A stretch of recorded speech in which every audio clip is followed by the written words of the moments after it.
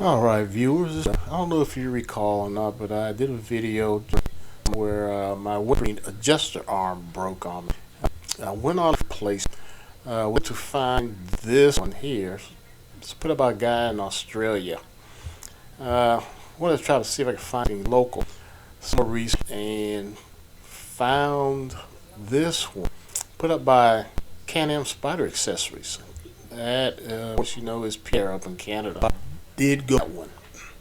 It was put on by Brett. He is a member of our sister chapter of the Charlotte Metro Spider Riders.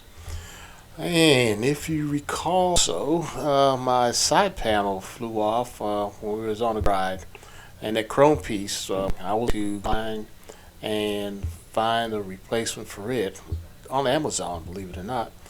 So hey, Ms Pearly is back whole, looking good, everything's working good.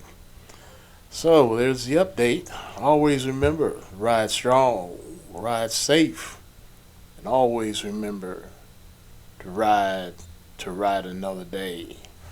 This is Road Dog. I'm out.